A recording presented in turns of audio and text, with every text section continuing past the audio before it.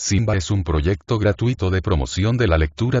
Ayúdanos a que nuestros libros lleguen a más gente compartiendo lecturas en las redes sociales.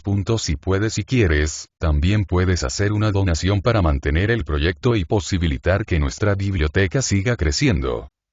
La isla de Oro. Rubain Darío. Artículo, Viajes índice divagaciones. He aquí la isla en que detiene su esquife el argonauta del inmortal ensueño. Es la isla de Oro por la gracia del sol divino.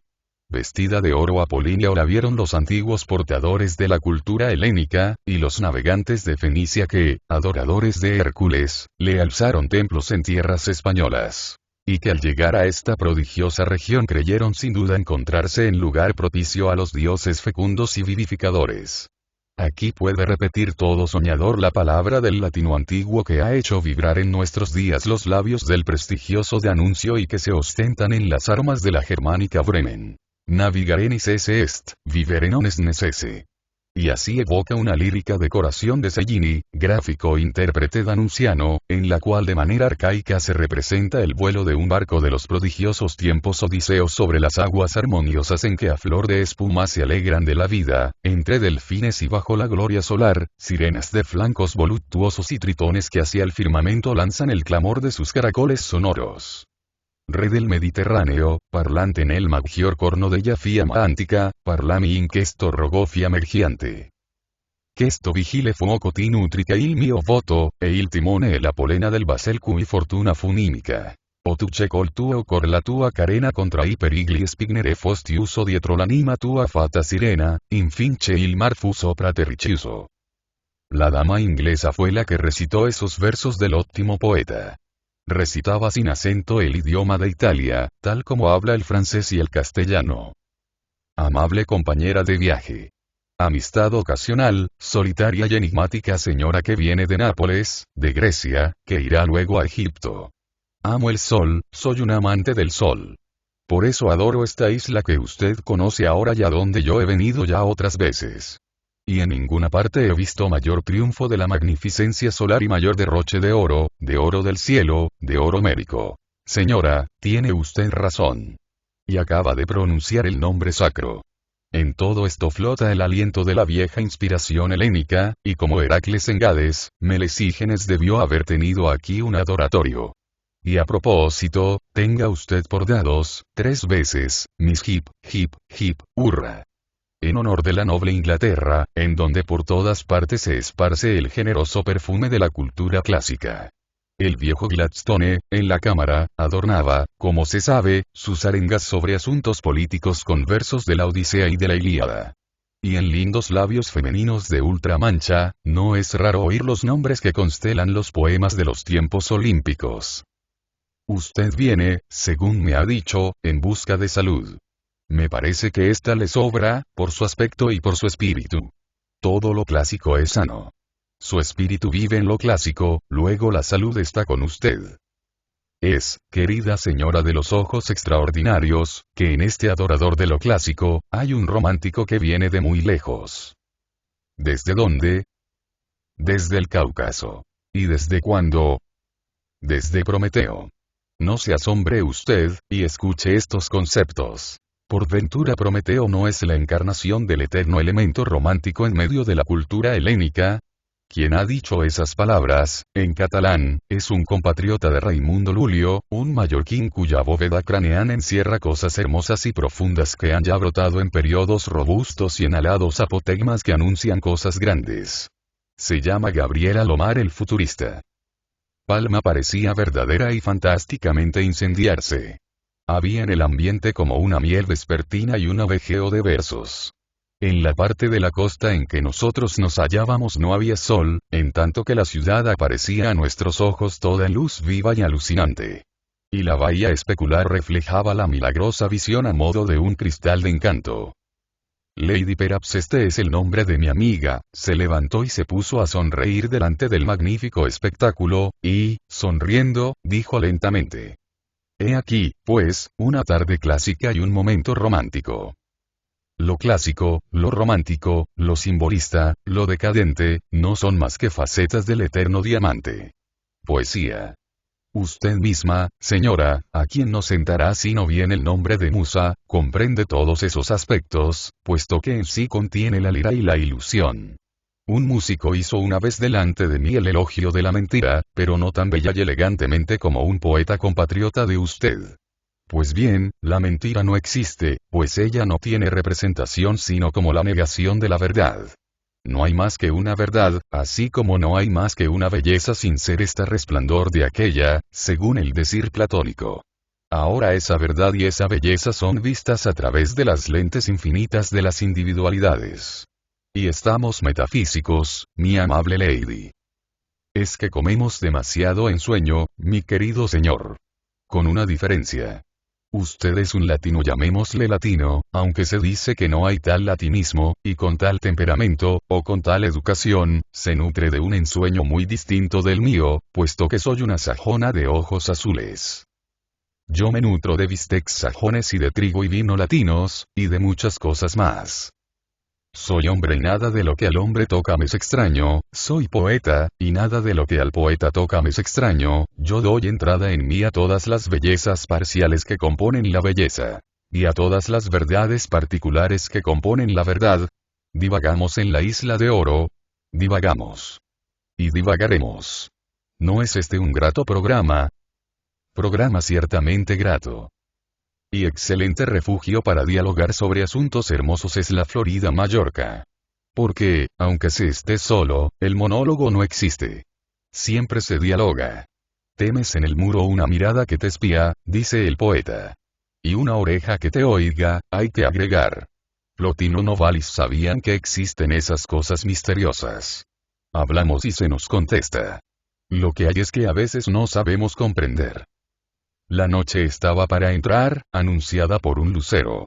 Lady Perhaps, en un pequeño salón en que había hecho el día una lámpara eléctrica, me tendió un periódico en el cual leí. Antes de Jovellanos, Mallorca parecía un país sin alma. Era, una tierra. Una de tantas tierras de las cuales se cuenta la producción, la bondad del clima, el grato sabor de las frutas, la abundancia o escasez del agua, la cosecha del aceite, la cosecha de almendras. Ahora se diría que tiene dos personalidades. La personalidad exclusivamente geográfica o del registro de hipotecas, y la personalidad encantada a que la ha conducido, poco a poco, la transfiguración del arte y la poesía. Jovellanos, Grasset de Saint-Sauveur, Jorge Sandy Chopin, Ole Bull el violinista, Pi Ferrer, Cortada, Doré, Hübner, Aes, Verdaguer, Richepin, Albéniz, Granados, Rusiñol, Mir, Pin y Soler. Pongamos, señora, nuestra parte de oro sobre el oro, nuestra parte de mirra sobre la mirra, nuestra parte de incienso sobre el incienso. Yo, por mi parte, he traído a revolar sobre estas aguas y entre estas flores a mi cisne familiar. Lady Perhaps tuvo un elegante movimiento y dejó pasar a través de sus preciosos y finos dientes algo de su nacional humor. Y esa tremenda Jorge Sand me dijo, que no encontró animal más apropiado en que ocuparse, durante su invierno en Mallorca, que aquel que fue llamado Monauge por Monselet, y al cual los parisienses y las parisienses miran con singular interés. No encuentro eso de gran extrañeza, mi querida interlocutora. Tal animal es un animal interesante. En vuestro portentoso Shakespeare, se llama Falstaff, y en nuestro único Cervantes, se llama Sancho. Alguien ha dicho famosamente que todo hombre tiene en sí un animal de esos, quiso Meille, y en el imperio de la poesía, es el Sancho del Cisne Don Quijote. Y luego, el símbolo, realizado por intervención celeste, cuando en el cuerpo del cuadrúpedo sabroso entraron los demonios del cuerpo de los hombres, por el poder de nuestro Señor Jesucristo. Good night, madame. Good night. Publicado en La Nación, el 5 de abril de 1907. Jardines de España. Rusiñol dijo a Lady Perhaps, encienda usted su pipa. Bien saben que soy una buena camarada, y que todo me gusta en carácter. Estábamos en la terraza. Nos fascinaba, cerca, la alegre dulzura de unos almendros en flor, grandes buques de nieve rosa, tenuemente rosa. El futurista había expresado gentiles teorías. Rusiñol había narrado pintorescas anécdotas. La dama y yo habíamos cantado la gloria felizmente di camera, del extraño, caprichoso y misterioso Aubrey Beardsley, que desde hace algunos años descansa en paz. Rusiñol encendió su pipa. Y así pudo verse, a través de un velo de sutil humo, su hermosa testa de artista. El mechón gris sobre el marfil de la frente, la mirada llena de la fatiga del ensueño, la sonrisa de buen muchacho. Hacía tiempo que la inglesa era admiradora de las prosas y de los cuadros de ese catalán de seda. Uno de esos cuadros nos fue evocado por los almendros floridos. Era una tela expuesta en el Salón de París, hace pocos años. Es aquí en la Isla de Oro, dijo la dama, en donde nuestro amigo ha encontrado muchos adorables rincones de amor y paisajes de ensueño que ha trasladado a sus incomparables jardines de España. Sobre un atril nos fue presentado el bello volumen hecho de manera que tan solamente Barcelona sabe realizar en la península. Mi impresión ha sido la de todos los gustadores de esas deliciosas variaciones pictóricas que el poeta del pincel ha sabido formar agregando a la realidad la virtud evocadora y profundizadora de su daimón interior, tal lo han manifestado ya Vittorio Pica, ya León Daudet, fraternal amigo del vincista primero de las Españas. Mi afecto, mi amistad artística por Rusiñol son, yo lo diré así, antiguos, puesto que ha nevado poco, en verdad, tanto en su cabeza como en la mía, siendo él el hermano mayor. Rusiñol es infantil y refinado, triste y alegre, gran señor y bohemio. Él puede serlo, porque es rico, a estas horas, es la única manera de ser ciudadano del divino país amado de Selene. Mas, ¿qué dice el futurista de estas lindas cosas pintadas y poetizadas? Expresó Lady Perhaps. El futurista dice, contestó Alomar, lo que se sucede en su Floralia. Lo cual es de toda gracia y elegancia, agregó la dama. Porque este filósofo habla en poesía, a no ser que, dicho mejormente, este poeta hable en filosofía. Señora, interrumpí, los jardines son y han sido siempre un incomparable tema para poetas y para filósofos. Aún respiramos tamizados por los siglos los perfumes de Academo. En cuanto a la jardinería, puede ser considerada como una de las bellas artes.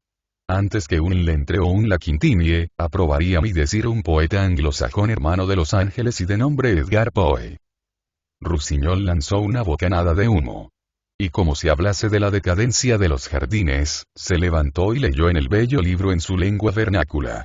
I és que els jardins són el paisatge posat en vers, i els versos escrits en plantes van escassejant per tot arreu.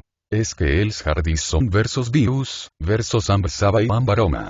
I com el jardiner poeta, per arrimar els llargs camins als ombrívols, per a estilitzar els boixos fent-los seguir simètriques harmonies, per a posar en estrofes de verdor les imatges de les plantes i les teories de figures, per a versificar la natura i fer cants d'ombres i clarors, necessita de l'alegria dels temps i de la prosperitat dels homes, i els homes, ai. Ja no estan per a poesies, ni els temps per a magnificències, els versos escrits en el jardí se van omplint d'herba de prosa, en l'aspre terrer d'España. Intervine. Señores, puesto que los jardines son una de las bellas artes, creo que están sujetos a los gustos y a las corrientes mentales. No creo que haya decadencia de jardines, sino jardines decadentes. Así como los hay clásicos, románticos, y creo que hasta de exóticas clasificaciones. Así el que al conde Robert de Montesquieu, Fezensac formó un sabidor nipón famoso entre los poetas que se precian de saber cosas bizarras. Mas las palabras de los poetas escritas con plantas son las flores. Y oíd lo que Alomar canta de ellas. Él dice que las dalías son ardientes escarapelas y las hortensias virginales insignias. Los girasoles murmuran las ufanas décimas de los galanes a las hermosas sobre los teatros de las cortes caídas, y hacia la luz se tornan, como hipnóticos, y expresan, cavilando, torturadoras ansias de verdad y de belleza. Las magnolias se abren en floraciones de blanco luminoso, y los geranios cuajan iris de paz sobre las nubes de los túpidos follajes amorosos. Las rosas esplendentes guardan intacto el estro de Anacreonte. La enumeración sigue victoriosa. Esa bella floralia expuesta en el pórtico del suntuoso volumen es de las más apasionadas y magníficas loas que se hayan hecho en honor de las flores. Y cuenta que desde Lucrecio, Ovidio, Horacio, hasta Hugo y Mallarmé, han tenido comentadores de su gracia y ensalzadores de su misterio. Yo amo los jardines de España que han hecho peregrinar al artista, satisfaciéndole en cambio con el don de sus almas melancólicas, sílvicas o aristocráticas. Amo este darrer jardín mallorquín en el cual entre flores y árboles espesos y oscuros no hay más que una soledad en espera de inminente presencia que vaya con paso de meditación hacia la solitaria puerta que se abre en la claridad del fondo. Me deleita la fuente de la Odalisca, en la mágica Granada, donde en un escenario mil y una nochesco se abren las rosas rojas junto a los macizos de arrayanes, y el agua se vierte en la taza antigua bajo las simetrías entrelazadas de los educados troncos. Y en la isla dorada otra vez, el caminal de Alfabia, asimismo de cuento de oriente, con sus columnas y sus cristales armoniosos, y las flores siempre. De nuevo es en la tierra granadina, la glorieta de los enamorados, cuyo nombre recuerda lo que una dama sabidora dejó escrito en el álbum del Generalife, que era bueno para amar. Aquí para amar es bueno este asilo de verdores, de una composición arcaica, y en donde un aislado chorro de agua apenas humedece el paso de las horas. He aquí, también en Granada, una sucesión de arcos espléndida, o la villa triste ante los recortados cipreses. Y en Aranjuez, la senda de rosas hacia la enorme herradura del espeso arco, y otras páginas poemales, en que la luna influye con su hechizo. O en que ordenadas graderías ascienden hacia unos como oscuros santuarios de profanos cultos. Aguas, follajes, tiestos, en la ornamentación de las gráficas músicas que bien habrían violado las violas que acariciaron en días líricos los oídos de la imperecedera Gioconda. En estos jardines ya es la clara voz de primavera, ya el canto autumnal el que se escucha. Toda esta obra de intelecto refinado y trascendente seduce desde el primer instante en que se la contempla con intelecto de amor. Y es como un oasis en el seco ambiente de la pintura al uso, toda de fórmulas, recetas, habilidades y mercantilismos. Yo amo estos jardines de España y al jardinero de pluma y pincel que sabe dar alimento y halago a las fantasías fatigadas y acosadas por las tendencias poeticidas de la vida moderna, de esta hora actual de trajines, especulaciones ácteras y derrotas del sentimiento. Imaginaos un errar continuo entre asperezas, breñales, tierras calcinadas, paisajes de desolación, parajes de rocas y zarzas. Un caminar bajo la furia de las llamas solares, hacia un punto desconocido, mas, sin embargo, ambicionado, y que, al llegar la tranquilidad de la tarde, os encontráis ante un bosque sagrado, tal como los de los fondos de los adorables primitivos, y allí dulzura, gracia sutil, el aparecimiento de la luna, agua fresca. Y la melodía del ruiseñor. Daréis las gracias al ruiseñor por su melodía. Publicado en La Nación, el 7 de abril de 1907. George Sand Chopin era una dama poco cómoda, dije. Lo mismo dirían sus enamorados, contestó Lady Perhaps. Y, en su tiempo, quizás usted hubiera sido uno de ellos. Lo dudo.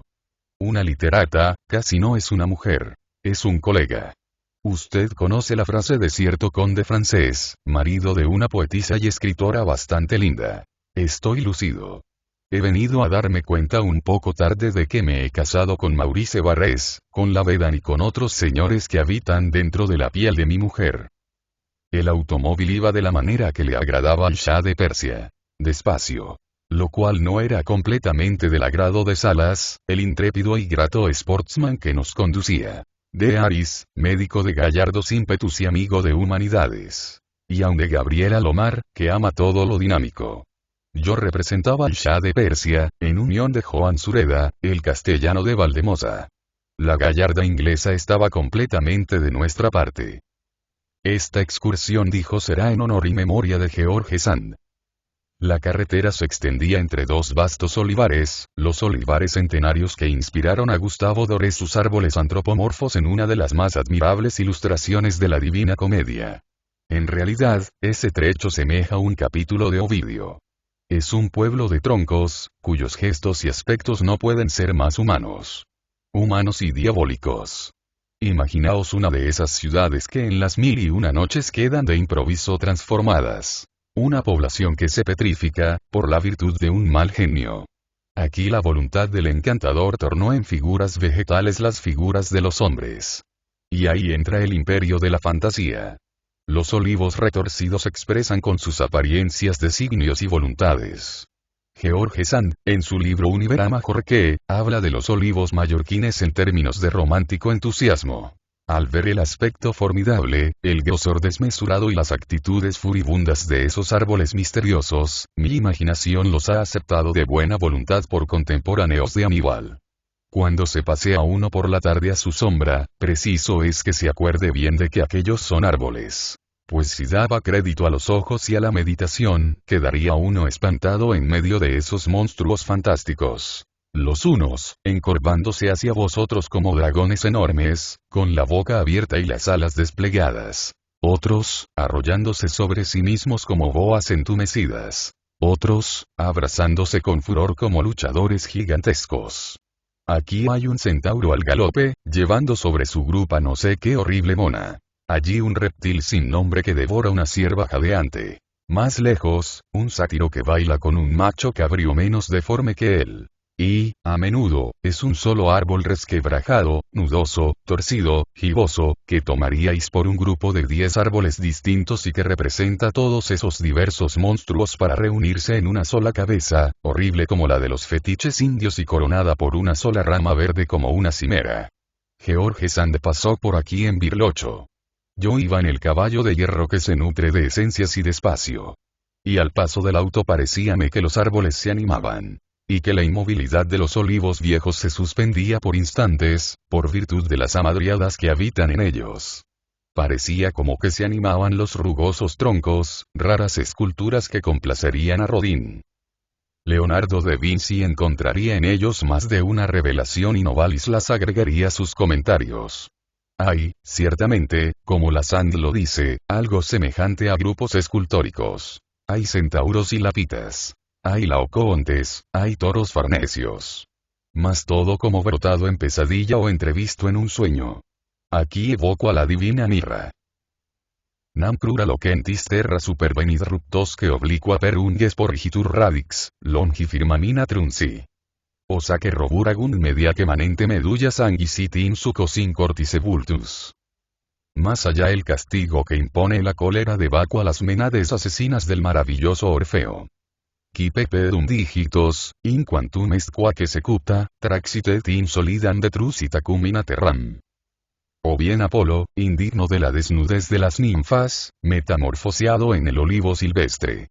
Arboreum est suco que licet cognoscere mores. Quipe notam linguaebas y sole austera maris exhibet. Asperitas verborum cesit in illas.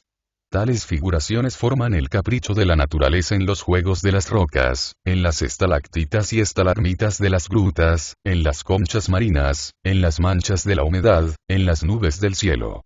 Más acá el museo, como en las fantasías minerales, persevera al paso de los siglos. Y los moros, y los cartagineses, pudieron ver lo que yo vi.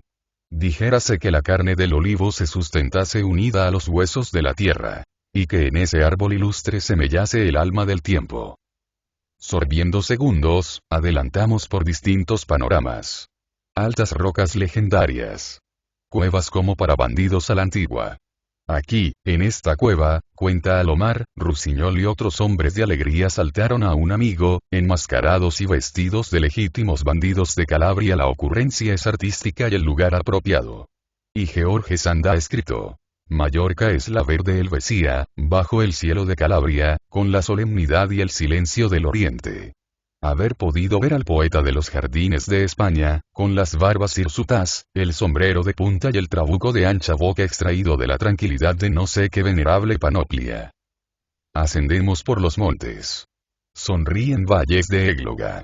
En los huertos resalta el oro rojo de las naranjas. Hay almendros en flor. La luz fresca vibra sobre las alturas y baja como fundida con el viento a los valles pintorescos. He ahí por fin el panorama de Valdemosa. He ahí Valdemosa. Desde lejos advertimos el castillo o la torre, como aquí se dice de Joan Sureda. Y la famosa Cartuja, en que pasaron largos días la Sand y Chopin. En dulce idilio dice Lady Perhaps. A la cual desbarato la ilusión. En fastidioso, en molestísimo idilio, mi noble señora. Aún vibra en Palma, con sus cuerdas antiguas, el piano de Chopin, en casa de la familia Canut. Las aventuras de este piano, el piano del Tísico. Aurora Dupin, loca de su cuerpo y loca de su talento, vino a pasar un invierno a Mallorca en compañía del músico, su amante.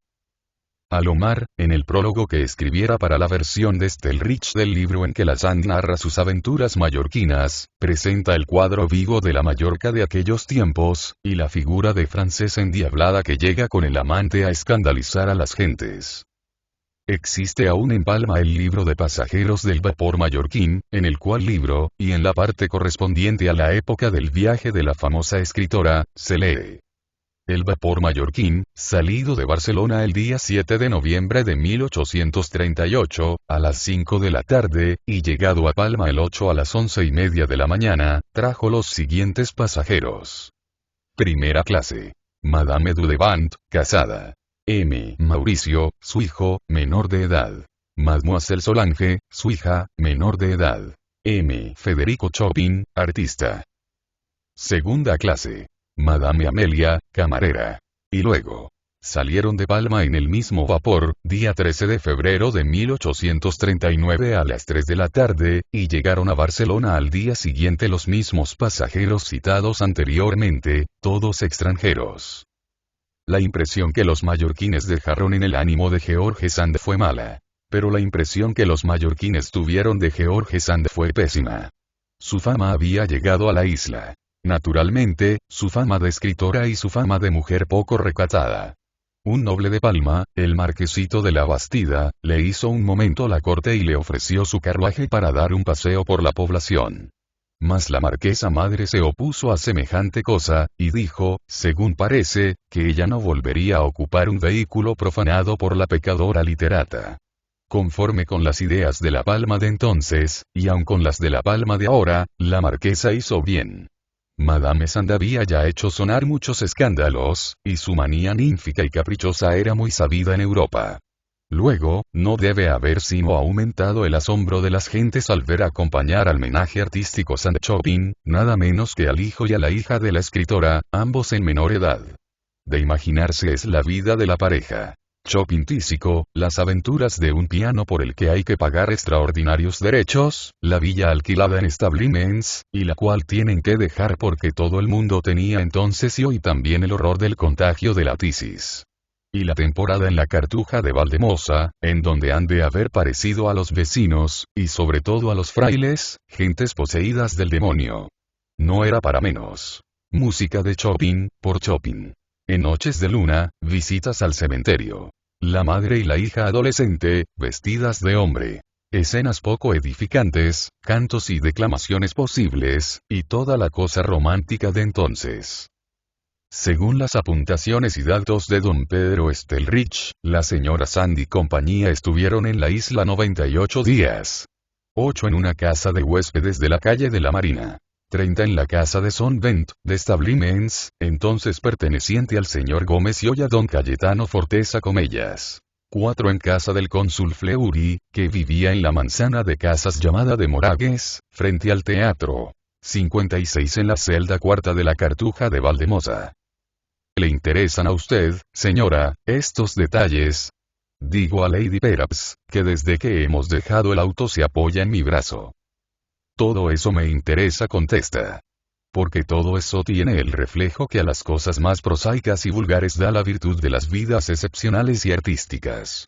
Y aunque sé que se han publicado las indiscreciones de una criada que llevaba una mañana en casa de George Sand el chocolate a la cama a Alfred de Musset, y que oyó en boca de la dama palabras tontas y ridículas, tengo el suficiente vuelo para cernerme sobre las partes feas de la vida.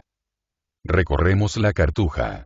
Un largo corredor claustral, una de cuyas bóvedas rajadas inspira cierta inquietud. Y celdas, celdas. Aquí vienen a pasar el verano algunos palmesanos. Y el bajo Huetam, o mejor dicho, el señor Mateu, es dueño de una, 2 o 3 de ellas. Como las puertas están cerradas, no podemos penetrar a evocar la presencia de los huéspedes ilustres.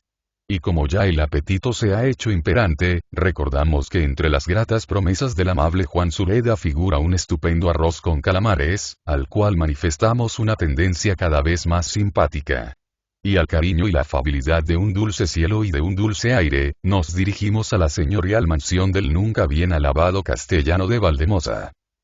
Publicado en La Nación, el 8 de julio de 1907. Todavía sobre George Sand acabado que fue el sabroso yantar, fue de nuevo la amante de Chopin el tema de la conversación. La amante de Chopin, de Musset, de Pierre Leroux, de 1003. Doña Juana. Una doña Juana con refinamientos y locuras que erizaron, como es bien sabido, el burgués juicio de su esposo, M. Dudevant. No llegó este excelente señor a acusar a su oíslo de actos tan solamente semejantes a los que han sido señalados en Agripina, en Catalina de Médicis, en María Antonieta. En el proceso de divorcio se dijeron tantas cosas. El marido no vaciló en afirmar que Mlle Solange era conocedora de iconografías vedadas, gracias a la autora de Lelia, que le permitía asimismo familiaridades con sus amigos. Calumnias, dijo el abogado defensor. Vale más, o no, que repitamos lo mismo. Lo que hay que notar es que los hijos recibían una educación no precisamente severa. Tal les vemos acompañando a la ultrarromántica pareja. He aquí una curiosa carta que, en marzo de 1896, recibió el señor Stelrich, del honor Sebastián Nadal, a la sazón de edad de 81 años, el cual honor vio y conoció a George Sand cuando habitaba su celda de la Cartuja de Valdemosa. Valdemosa, y marzo de 1896.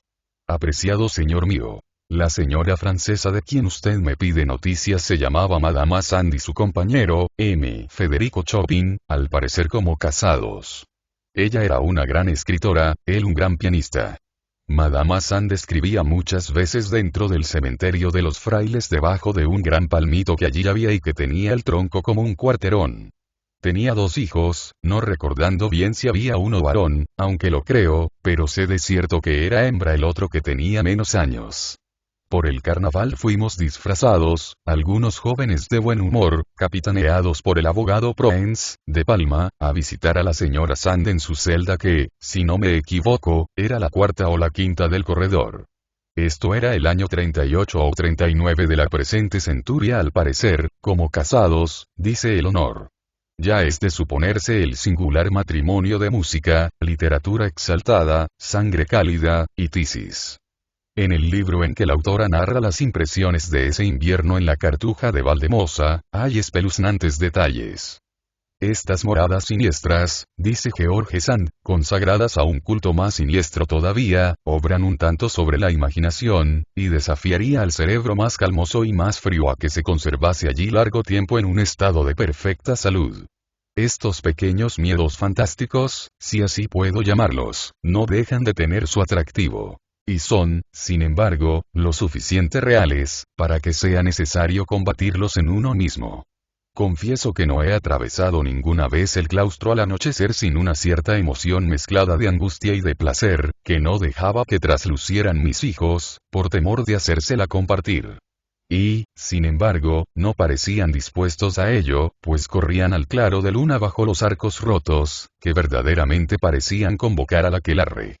Les he conducido varias veces cerca de medianoche al cementerio. No puede ser más interesante la educación que uno ve dar a esos singulares muchachos por tal manía extraordinaria. Felizmente para ellos los paseos macabros cesan ante la aparición, una noche, de cierto viejo borracho y amenazante criado de los monjes.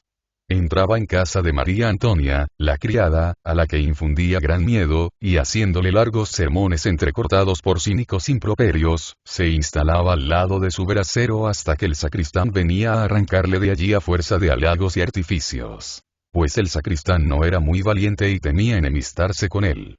Entonces, nuestro hombre venía a llamar a nuestra puerta a horas desusadas, y cuando se fatigaba de llamar inútilmente al padre Nicolás, que era su idea fija, se dejaba caer a los pies de la Virgen, cuyo nicho estaba situado a algunos pasos de nuestra puerta, y se quedaba dormido, con su cuchillo abierto en una mano y su rosario en la otra. Poned a todo eso música de Chopin, la música del piano, los improvisados nocturnos en que daba su alma a la noche el demacrado artista que tenía por dentro a la muerte, royéndole los pulmones.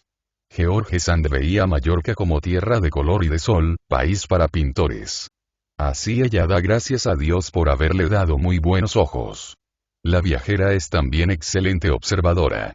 De tal manera, no dejará de apuntar datos sobre las producciones del suelo, sobre el elemento étnico, sobre los cactos y sobre los cerdos. Estos animales, querido lector, son los más hermosos de la tierra, y el doctor Miguel de Vargas, con la más ingenua admiración, hace el retrato de un puerco joven, que a la cándida edad de 1 año y medio pesaba 24 arrobas, o sea 600 libras. Los mallorquines llamarán a este siglo, en los siglos futuros, la edad del cerdo, como los musulmanes cuentan en su historia la edad del elefante. El cerdo no permite que nada se desperdicie, porque el cerdo lo aprovecha todo, y es el más hermoso ejemplo de voracidad generosa, unida a la sencillez de los gustos y de las costumbres, que puede ofrecerse a las naciones.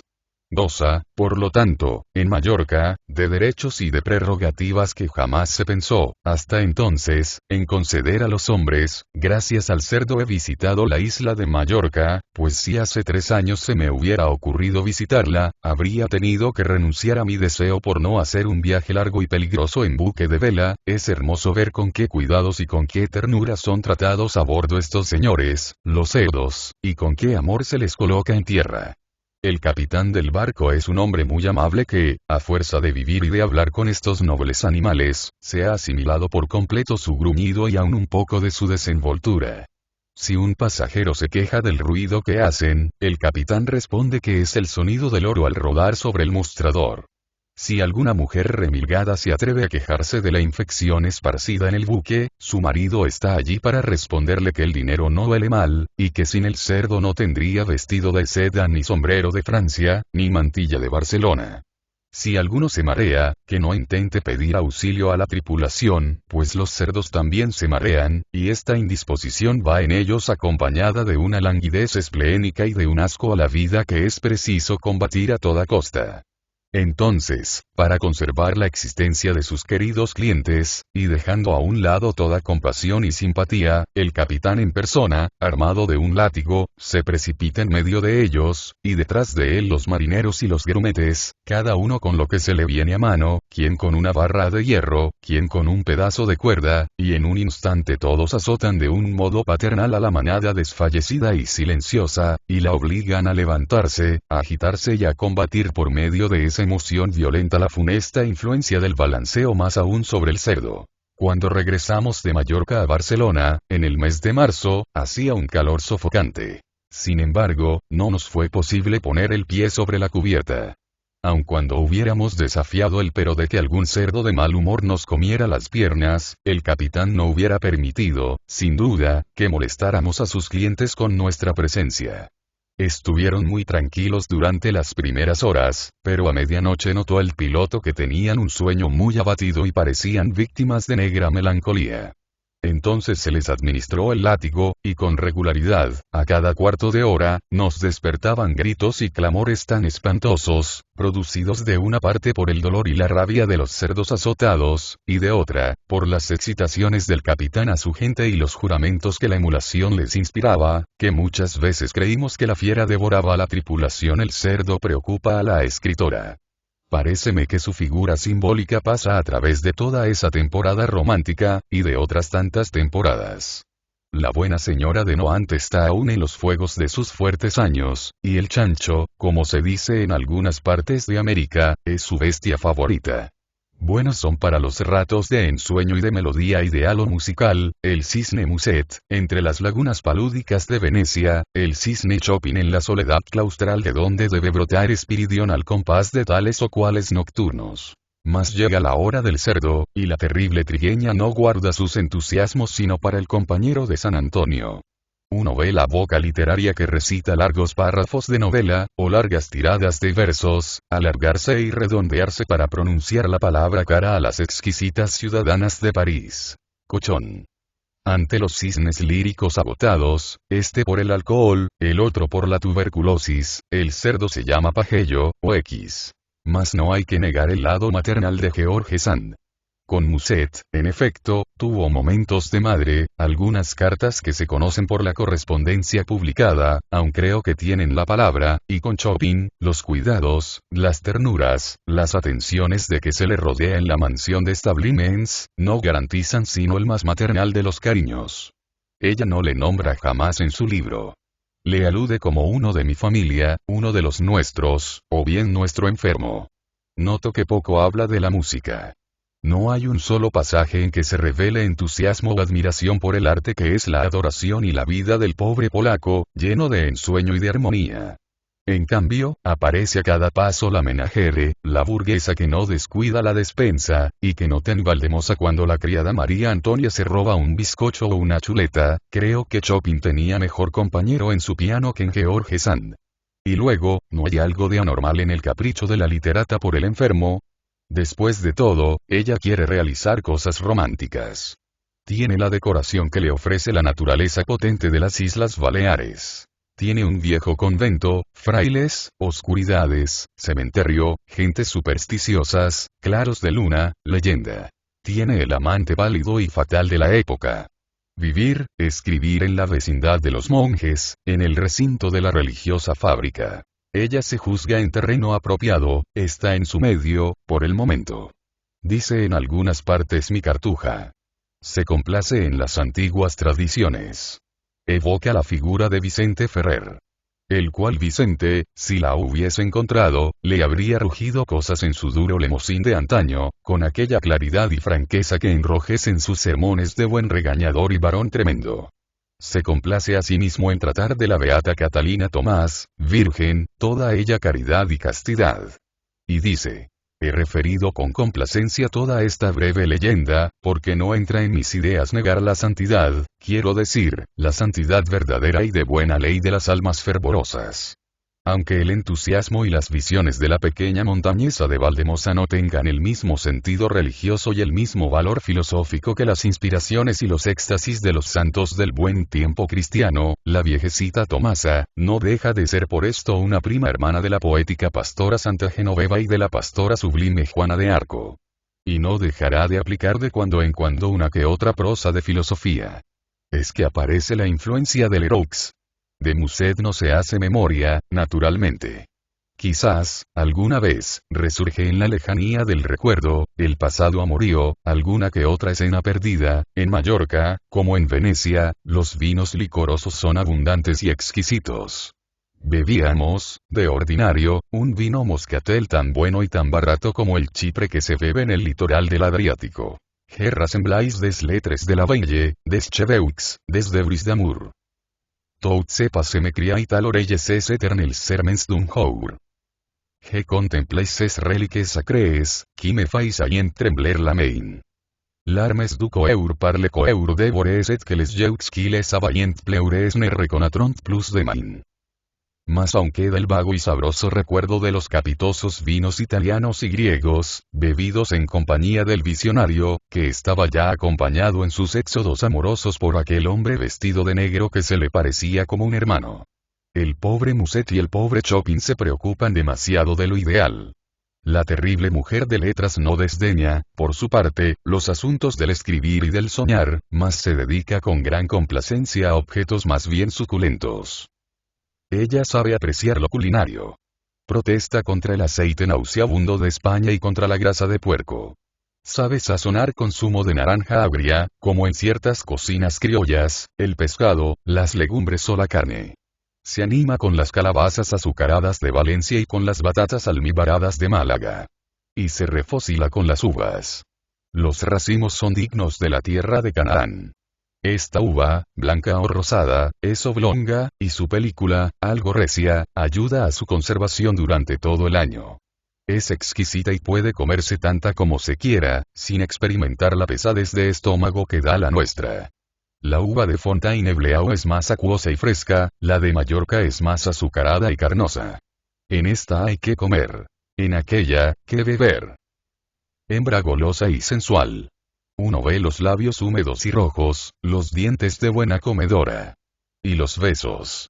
En cuanto a la música, como he dicho, no se oye en todo el libro. Nada para la melodía chopiniana.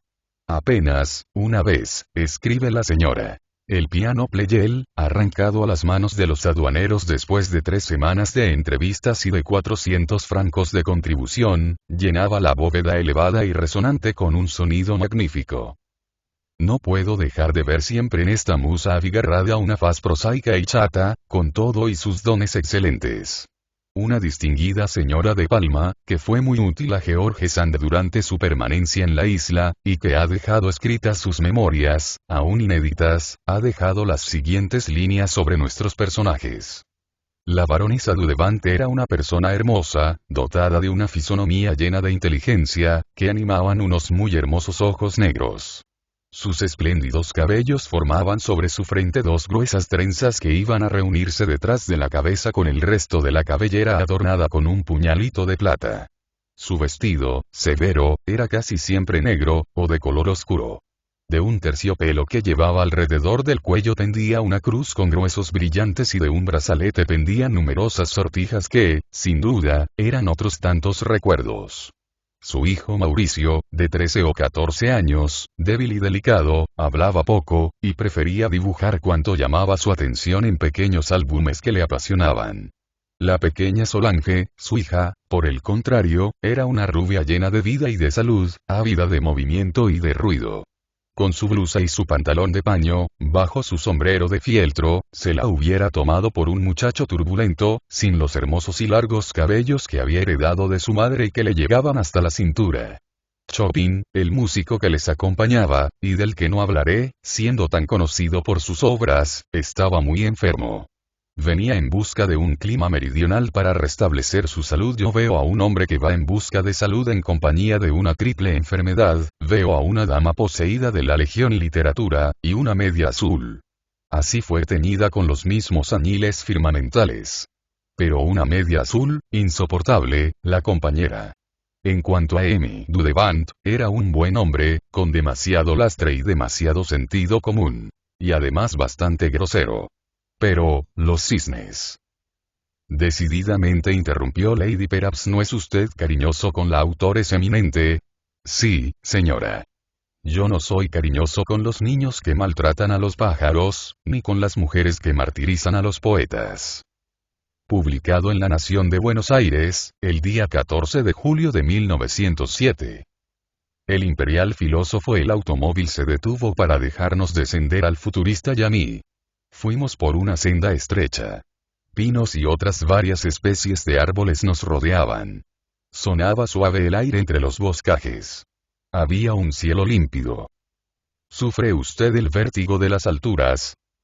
No tuve tiempo de contestar. Tenía delante de mí el abismo. Estábamos en una angosta cornisa de la montaña. Allá abajo, húmedos zafiros marinos, líricos cristales de poemas. Allá abajo, como a la altura de 2 o 3 torres Eiffel, las aguas de las barcas de Homero. Un paso más y descenderíamos a la muerte, sin que pudieran detenernos las débiles vegetaciones del declive. Yo aparté la vista de la atracción bella y funesta. El vértigo obedece a algo que está en nosotros, pero también fuera de nosotros. En toda eminencia, a la orilla de todo precipicio, hay un Satán que se acerca y murmura un casi inteligible tibidabo. Apoyado en el muro de tierra, con la cara vuelta al muro de tierra, anduve por largo rato, hasta llegar a un punto en que la cenefa de camino de cabras, se deshacía en una planicie ancha, tranquilizadora. Entonces pude admirar más a mi placer la naturaleza circunstante paradisíaca. Flechaban las arboledas llamadas de pájaros. El azul profundo parecía poder alcanzarse con la mano. Mas un esteamer que pasaba a la vista semejaba un pequeño insecto sobre la seda cerúlea. Así, llegamos a un corto y pintoresco puente que salvando una hondonada conduce a una blanca y diminuta capilla, levantada por el archiduque Luis Salvador, en memoria y honor del gran Raimundo Lulio, cuyo espíritu, cuya influencia, cuyo aliento, flotan en Miramar y en todos sus contornos, dando a las mismas rocas y a los mismos troncos de los árboles como una animación y una voluntad de intensa vida. En la capilla está la estatua de mármol y alrededor de la capilla el inmenso espacio libre en que se recorta la circular balaustrada. Y es aquel lugar como un púlpito extraordinario desde donde un predicador de voz inaudita hablaría a las fuerzas del viento, a las potencias de la tempestad, a las animadas y misteriosas olas, y a la sustentante tierra. Desde allí se divisan valles, colinas, alturas abruptas. Los paisajes están llenos de una frescura cual la de la primera mañana del mundo. Surgen, gigantescos, rompiendo el seno secular, los huesos del globo. Sobre las revueltas y erizadas piedras vigorosos vegetales han echado las garras nudosas de sus raíces. Parasoles verdes se estilizan en cumbres rocallosas que a sus pies tienen escenarios para el encadenamiento de blancas andrómedas, que han de ser libertadas por gloriosos Perseos, caballeros de las quimeras. Y sentí allí a mi lado como un resoplido, y un piafar y un ruido de alas. Era mi fiel Pegaso impaciente. Cierto, era de montar allí el bello animal olímpico. Mas mis entusiasmos, ante el maravilloso espectáculo, uno de los más maravillosos que puedan contemplarse sobre la faz de la tierra, convergieron a la augusta persona luminosa en los tiempos, de aquel pensador, de aquel poeta, de aquel minero de suposiciones divinas que la leyenda ha colocado en el número de los hombres misteriosos y sobrenaturales, dándoles un poder mágico y una comprensión honda de los secretos de las cosas y en las revelaciones de las desconocidas fuerzas. Pensé en el creador de Blanquerna, en el que hace dialogar al amigo y al amado, en el ermitaño que vivió con los espíritus de lo invisible en una cueva bronca, frente a las olas pobladas de sirenas y tritones. En el que supo vencer la furia soberbia de la carne por el horror de la muerte y por el dolor. En el soñador medieval que hizo de su existencia un poema de combate, varón de acción y constructor de torres ideales. En quien tuvo, como muy pocos, la absoluta conciencia de Dios. Yo he escrito alguna vez. Dichoso el árbol que es apenas sensitivo y más la piedra dura porque esa ya no siente. Tendré derecho, porque mi concepción de la materia llega hasta cierto límite, de afirmar que en el mineral no puede haber una especial manera de sentir de acuerdo con las arcanas universales voliciones. Las rocas guardarán memoria del ermitaño. Él se personificó en Blanquerna, el pontífice que abandona el más alto solio de la tierra y la representación de Jesucristo, para ir a hacer su oficio vocacional de contemplador. Contemplador de su propio ser con el ansia de lo absoluto. Contemplador de la naturaleza, con la cual se compenetra y cuyo misterio lee por virtud de celeste clave. Contemplador de la razón suprema por la suprema fe. Mas él arde sobre todo en las llamas del Santo Espíritu, quien más le inspira y levanta de las personas de la Trinidad teológica. Es el varón de amor. Esta terrible águila del Señor se iguala a la tórtola franciscana en divino sentimentalismo.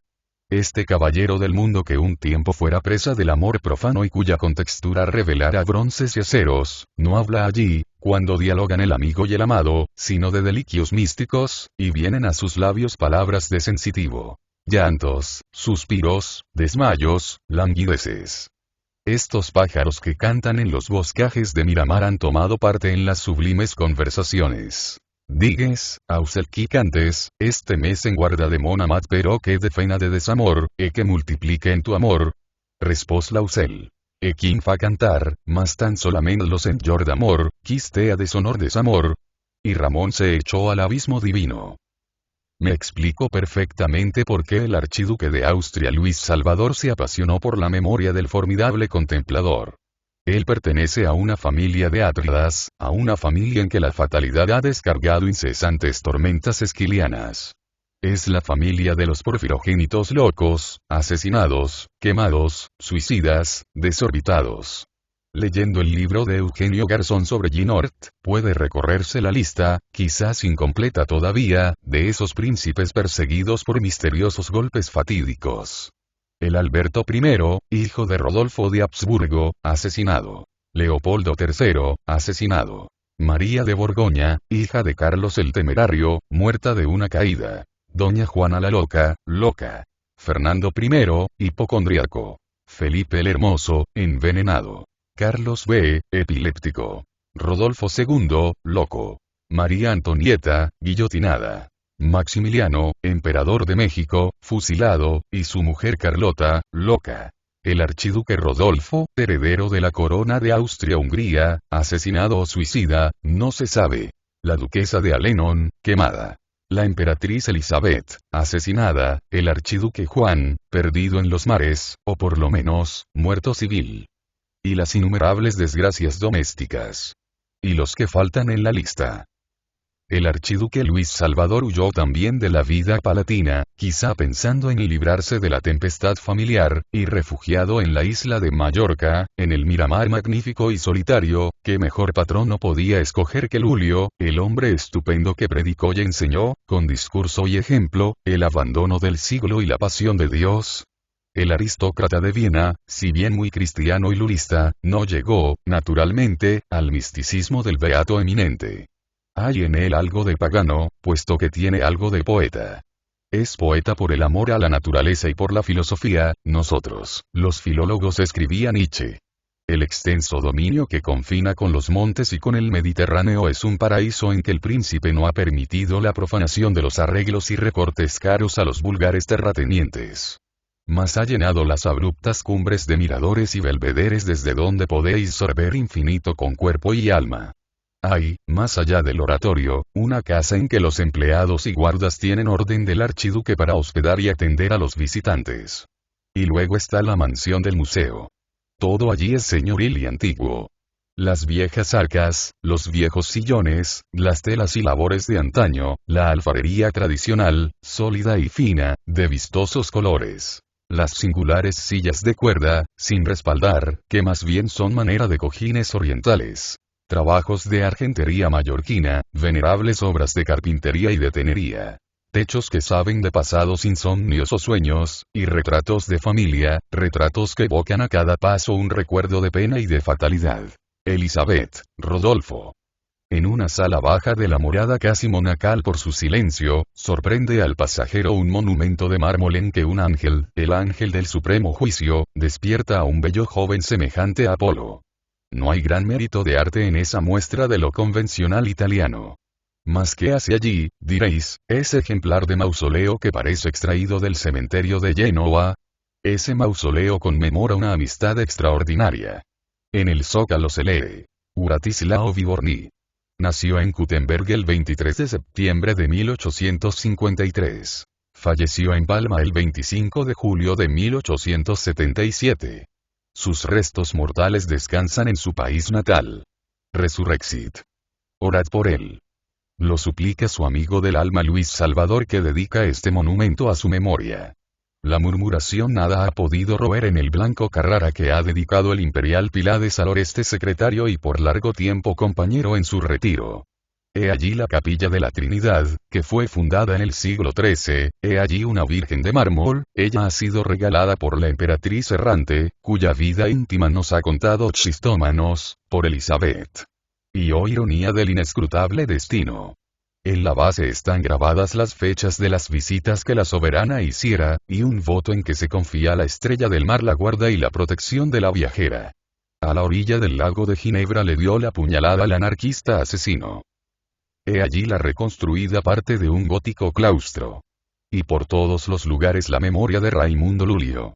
En la casa de Miramar, dice el escritor Lázaro Floro, el gran Lulio fundó a últimos del siglo XIII un colegio de lenguas orientales en donde 13 religiosos franciscanos debían prepararse para la conquista religiosa de África, idea que le preocupó toda la vida y que tuvo que abandonar por causas que desconocemos.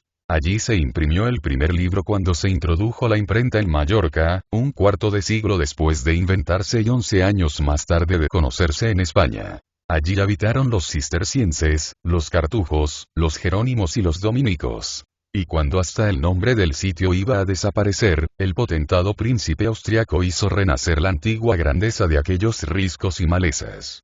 Raimundo Lulio, que con ser tan gran filósofo era un gran artista, habrá agradecido en la eternidad la obra de Luis Salvador, que ama las artes y vive la filosofía. Él ha podido realizar la obra de arte vital, vivir su poema, o hacer un poema de su existencia.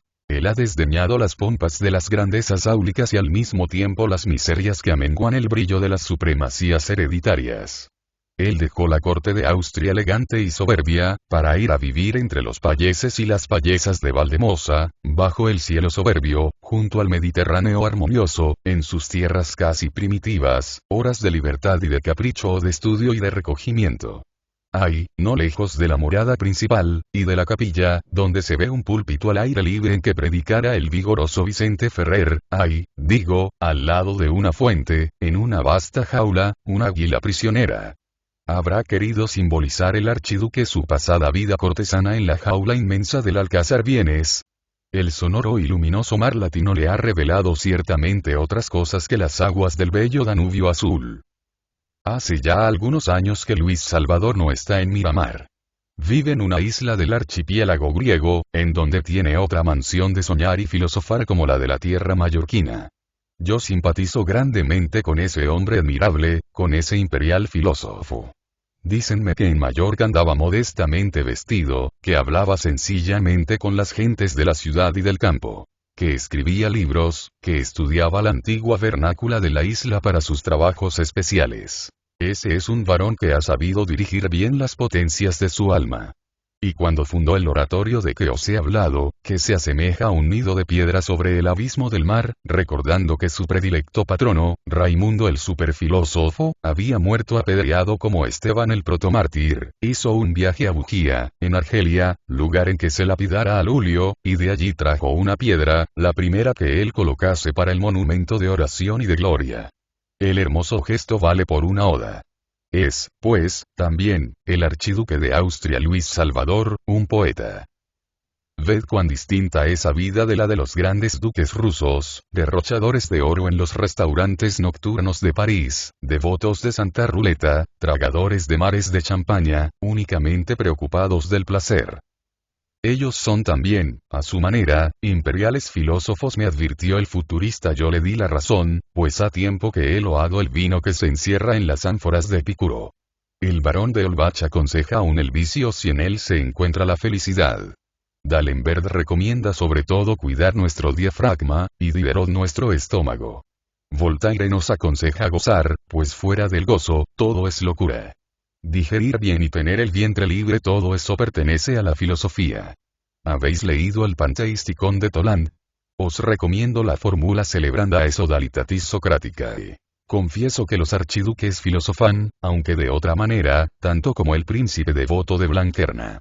Aunque el generoso y solitario artista de Miramar, cuéntanme que al partir a Grecia, tuvo un rasgo que yo le aplaudo con todo entusiasmo.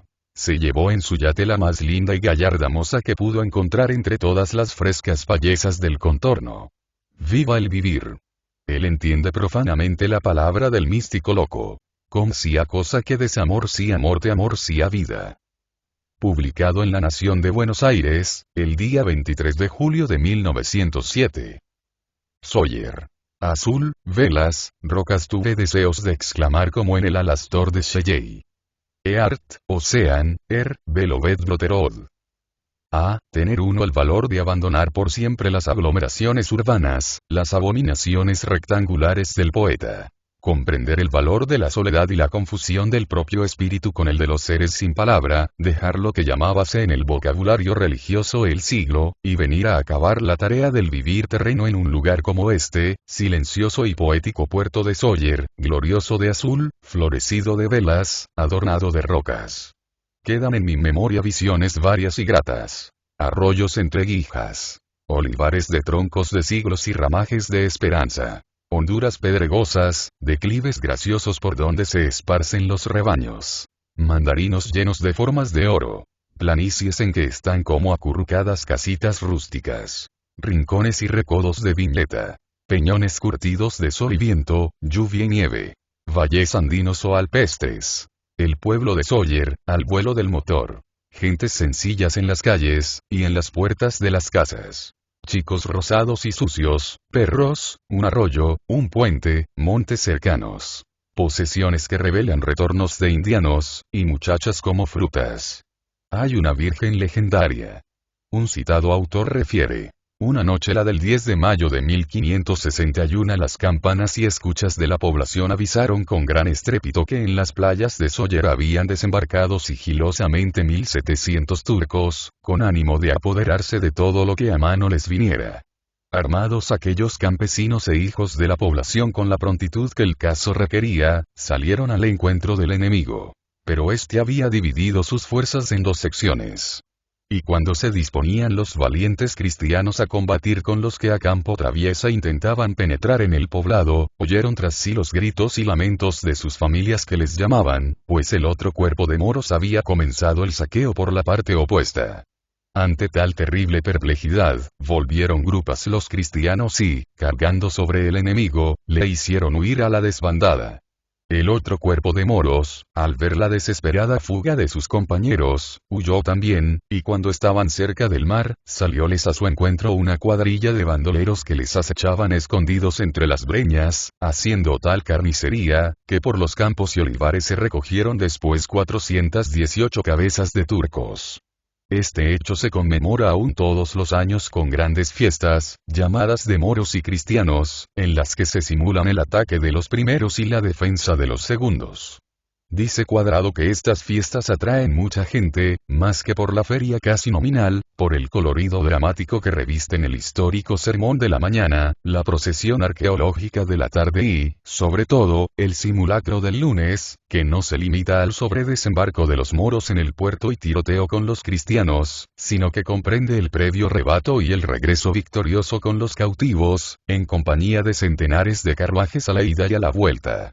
En primera línea de los personajes que se han hecho ya legendarios, figuran el denodado capitán Angelaz y las valentas donas de Cantamani, con la famosa tranca, con la que matando a 2 turcos supieron defender su casita solitaria y su honor. Gozar de esas campiñas, hacerse un alma nueva, o, más bien, encontrarse, en lo hondo de sí mismo, un alma vieja, vieja y buena, no estamos heridos de las pasiones malas de los malos hombres ciudadanos. ¿No vemos que el contacto social trae casi siempre desilusiones y engaños? Blanquerna, se necesita tu voluntad y, sobre todo, el apoyo desconocido, el báculo que nace entre nuestras manos de repente, la gracia. ¿Y si hubiese también una gracia pagana, una gracia pánica? Amargaron el mundo los barajadores de doctrinas duras a la sana alegría de la vida. Los santos ermitaños supieron bien que los excelentes faunos no tienen nada que ver con las terriblezas del infierno. Y de las alturas que dominan el risueño puerto soyerense habrían descendido, con humor simpático, buenos sátiros, a ayudar a construir una barca a Raimundo de Peñafort, si el místico varón no tuviese su capa para embarcarse en ella por la virtud del milagro. El caso fue que Raimundo censuró a Jaime I su lujuria, pues el rey no se cansaba de folgar con la ardiente y exquisita doña Berenguela Fernández. Enojado, manda Jaime. No se embarcará ningún fraile. Y el santo, como otros en su caso, hizo lo que dice el anónimo poeta en versos que aún cantan bocas mallorquinas. La mare de Déu un roser plantaba. D'aquell San Roser nasqué una planta. Nasqué San Ramón, fil de Villafranca, confesor de reis y de papes. Confesaba un rei qui en pecats estava. Lo pecat és gran, Ramon se'n desmayà, Ramon se'n va a mar a llogar una barca.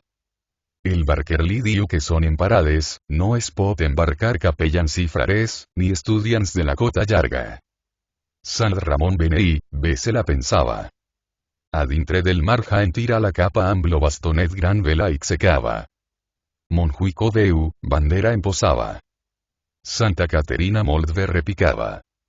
La seu ho sentí, Correus enviava tots los mercaders pugen a muralla, pensant que una nau, veuen que és una frare.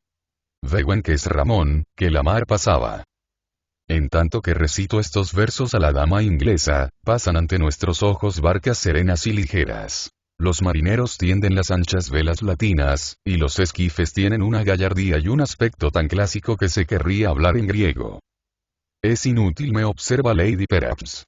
La levadura cristiana de usted desaparece en cuanto los dioses le recuerdan su permanencia. Ha desaparecido en el horizonte la rara figura de San Raimundo de Peñafort, y ya surgen a su deseo las inevitables sirenas. Buen viaje lleve Raimundo el Santo. Yo le habría seguido probablemente hasta la orilla, hombre de poca fe, si llego a pisar el agua marina, me hundo de seguro. Otros mejores que yo se han hundido. Y Pedro, ese hombre de buen sentido, el primero. Más que otra cosa mejor que una cadera rosada puede aparecer en la transparencia de esas ondas musicales y diamantinas. ¿Qué otra cosa mejor, sino un rostro de rosa, unos senos de rosa, unas desnudeces armoniosas, todas atracción y deleite? Las sirenas. Sin la cola de pescado que les diera el mito, sin el aspecto demasiado ictioforme de las que pintara Alclin, sino simplemente mujeres, deliciosas hembras del agua, lisas como las perlas, y apenas aladas de la ablución inmensa oceánica. Creo que la sirena de Harlem debe haber tenido, guardado por coquetería en el reluciente estuche de escamas, un lindo par de piernas. Vimos una gran roca horadada en donde las olas suenan como truenos. Vimos a un canónigo colosal, gentil y buen parlante, que gusta de los espectáculos de ese lugar pintoresco y tranquilo. Vimos un balcón sobre un farallón cortado a pico. Vimos viejos cañones que mojan los perros y roen las horas, viejos cañones de muerte en la inutilidad del abandono. Vimos casas entre los ramajes de los árboles. Y la bahía azul que pintó Rusiñol enamorado de su color y su silencio. Así, usted se quedaría aquí, por siempre, con una amada compañera, una vida dulce, pacífica, ideal, como las que pintara Bernardino el Inefable. Vivir los libros. Imposible, señora, imposible. Vivir lo más artísticamente que podamos, mas con todas las comodidades y ventajas que ha alcanzado la humana inteligencia a los comienzos del 20º siglo, y luego, la variación, el cambio, a que nos obliga el ansia perpetua a que se refería Baudelaire en un pequeño poema en prosa en que cita esta frase inglesa. Anywhere out of the world. Ahora, si yo me convirtiese en ese amable canónigo epicúreo, llegaría a obispo de Batisma, o de Pafos, in partibus infidelium. Yo admiro en todo a Don Quijote, y una de las cosas en que más le admiro es en su disposición para dejar las fatigas de la caballería andante y hacerse pastor. Don Quijote era un espíritu aristocrático y noble y tenía el don de embellecer con el ensalmo de su poesía interior las cosas feas y desagradables. De tal manera, el pastor Quijotis es simplemente un antecesor de María Antonieta. Su Arcadia habría sido completamente siglo XVIII, cuando pastoras de floridos valles ornaban con cintas sus albos corderos, y oían, divinas tirsis de Versalles, las declaraciones de sus caballeros. Buen tiempo de duques pastores, de amantes princesas y tiernos galanes, cuando entre sonrisas y perlas y flores iban las casacas de los chambelanes. Y conste que únicamente para la decoración evoco al sublime caballero, pues su castidad no se compadece con el ambiente en que suspiran las damas cantadas por Florián. Florián. Las donosas estrofas que le ha escrito ese elegante Manuel Machado. Fue Florián el poeta de las mejores amintas y batilos. Rimador de una Arcadia elegantísima correcta, y un poco sosa para los que no sabían que Filis era en la corte dama de honor, y Clorinda Maríscala, presidenta senescala, o camarista, estas Filis, Tirsis, Cloris, Amarilis, estas lindas pastoras de porcelana de Sevres, eran la vida del 18 francés, siglos de encajes y rimas, minuetos, clavicordios. Galante, enciclopedista, que pintó las miniaturas e inventó la guillotina. Madrigalesco y eglógico y cortesano, sabía hacer la guerra entre encajes y enamorar entre rimas sonriendo, entonces era la religión, la sonrisa. La ley ser cortés. La moda, pastoriles poesías. Y Florián el mejor de los cantores de amintas. Se sabe que Florián le pegaba a su querida. Y si eso es verdad comprenderéis todos que Don Quijote va y le rompe la lanza en la cabeza. Todo esto era a propósito del mar, señora, de esta tierra, de estas olas, de este aire que viene del infinito palpitante. Dan deseos de exclamar como en el Alastor de Shelley. Eart, Ocean, Beloved Brotherhood. Bajo el crepúsculo sobre estas divagaciones. Pronto nuestro dragón de hierro iba rápido en el viaje de retorno hacia Palma de Mallorca. Pasamos alturas y valles. La carretera, entre árboles simétricos, se extendía luminosa por el chorro de oro del reflector. De cuando en cuando, saltaban a los matorrales liebres asustadas. Todos estamos más silenciosos que a la ida. Toda vuelta es así. Yo voy a soñar esta noche. Un barco extraño que lo mismo va con su quilla reluciente sobre las aguas que sobre la tierra, yo estoy a bordo, en compañía de ella ¿cuál? ¿Quién? ¿Cómo es? ¿Cómo será? En mí existe aún la primavera, una primavera que quisiera renovarse. El barco pasa por Buenos Aires, por un pueblo de Nicaragua, por Londres, por un país que tan solo he conocido con los ojos cerrados, y en ese viaje fatal me pregunto apenas cuál es el punto señalado para la llegada.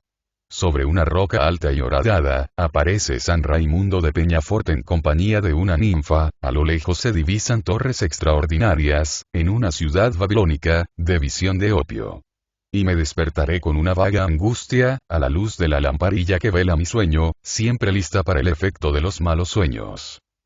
Publicado en La Nación de Buenos Aires, el día 25 de julio de 1907.